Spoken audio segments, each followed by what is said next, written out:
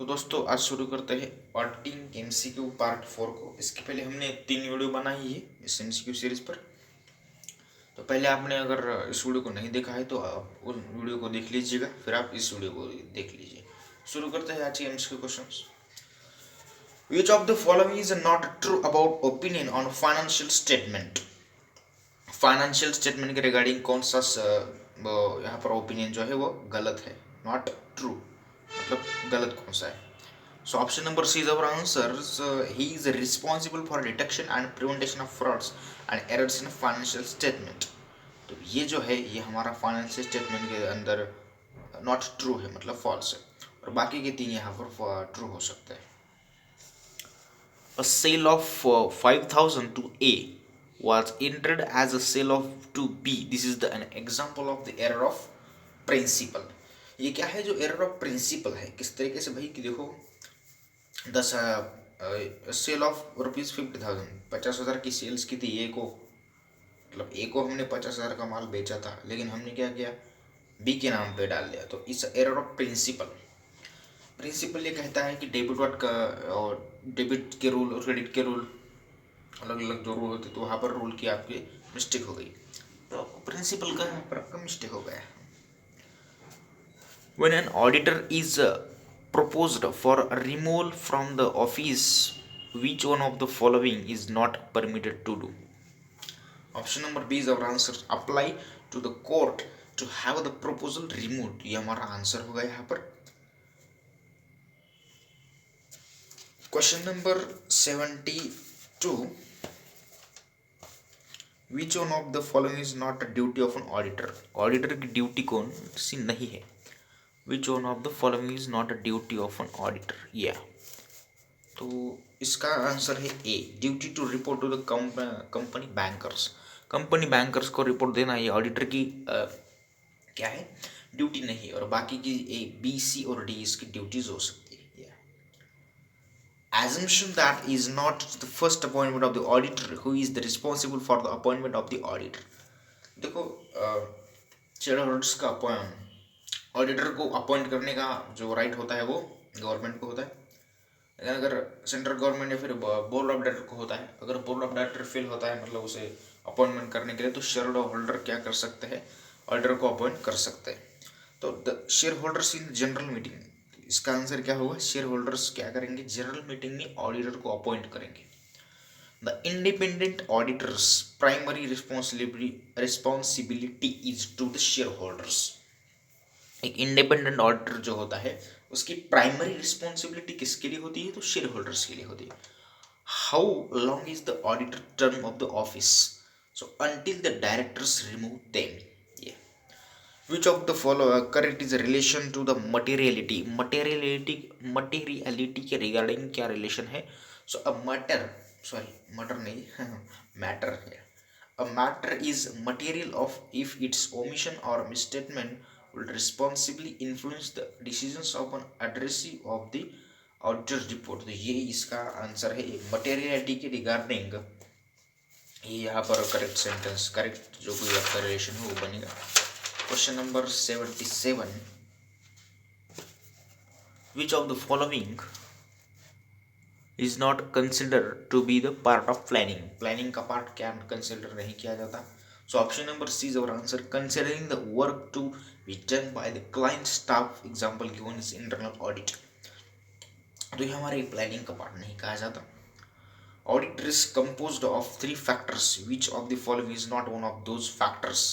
अब audit risk जो है वो कंपोज होती है 3 फैक्टर्स पर। तो यहाँ पे जो फैक्टर्स दिए गए हैं उसमें से कौन सा ऐसा फैक्टर है जो उन फैक्टर्स में नहीं आता, तो कॉम्प्लेक्स फैक्टर उसमें नहीं आता है। Which of the following should not be consider at planning stage. Question number 79 है, ये आपको दिख रहा होगा, एक मिनट, हाँ दिख रहा है। Which of the following should not be consider as a planning stage. तो option number D is our answer. Obtaining written representation is not the stage of the planning, is not considered as a planning stage, you can say. Question number 80. At the planning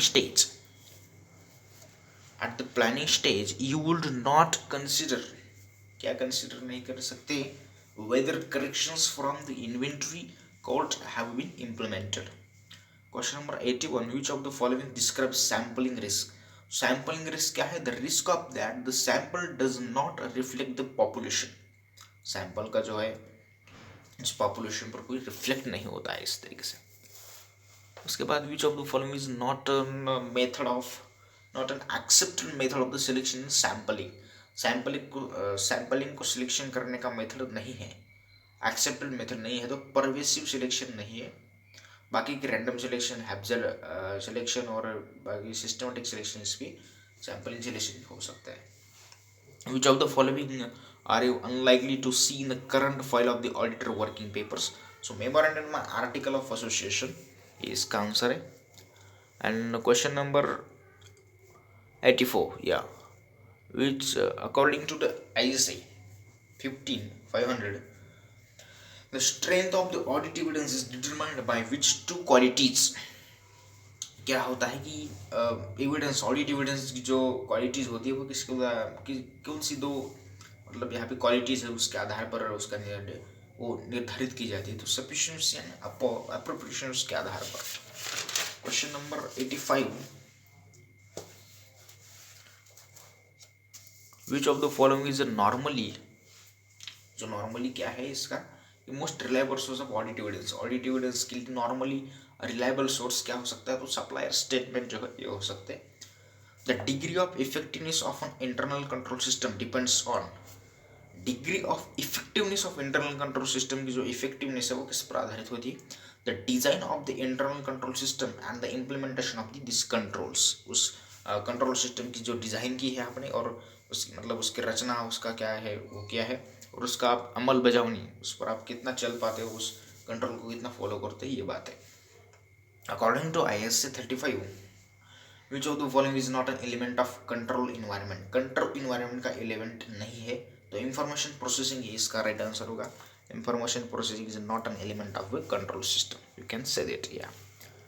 उसके बाद question number 88, या okay none, goods sent on approval basis have been recorded as a credit sale, that is the example of error of principle। देखो क्या कह रहा है कि goods sent on approval basis have been recorded as a credit sale। goods sent की और उसे credit sales पे दिखा गया है, तो ये तो गलत एंट्री होगी, तो error of principle आएगा यहाँ पे।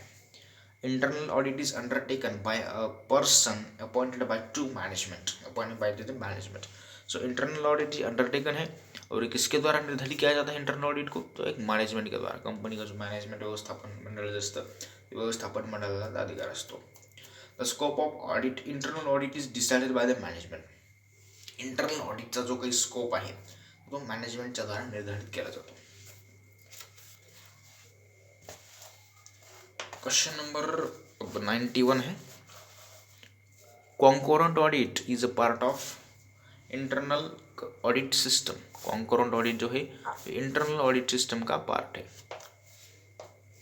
Audit is depth is synonyms for the detailed audit. Audit depth के लिए सिनोनिम क्या है? उसका समानार्थी शब्द detail audit. Institute of chartered accountants of Pakistan was established in 1961।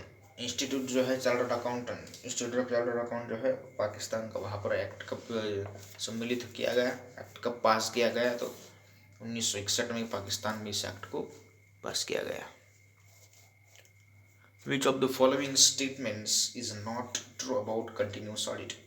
So continuous audit के रिगार्डिंग यहाँ पर कौन सा स्टेटमेंट गलत है? नॉट ट्रू मतलब गलत। So it is the needed when the organization has a good internal control system। तो ये हमारा आंसर होगा।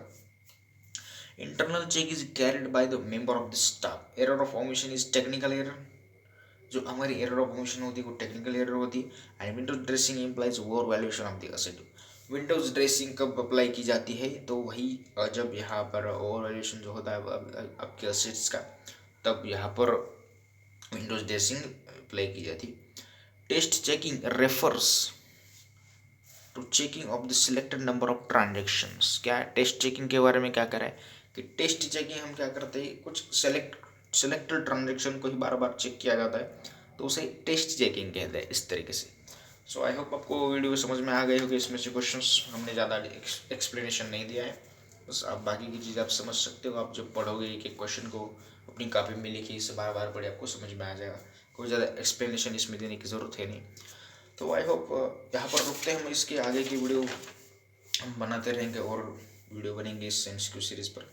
So let's thanks for watching this video. अगर आपको ये वीडियो पसंद आ गई तो लाइक शेयर एंड सब्सक्राइब करो एंड कमेंट करो, और अपने दोस्तों में ज़्यादा से ज़्यादा इन सभी वीडियोज़ को शेयर कीजिएगा ताकि उन सबका भला हो सके, है ना। Management accounting, auditing, advance accounting, इन सभी पर हमने MCQ वीडियोज़ बना के रखे, तो सभी दोस्तों में शेयर कीजिए। फिर हम HRM पर, इंडियन इकोनॉमी पर और इन्वायरमेंट स्टडी पर भी MCQ बनाने वाले। So thanks for watching this videos. ज़्यादा से ज़्यादा दोस्तों तक इस वीडियोज़ को पहुँचाइएगा ताकि उनका भी भला हो सके।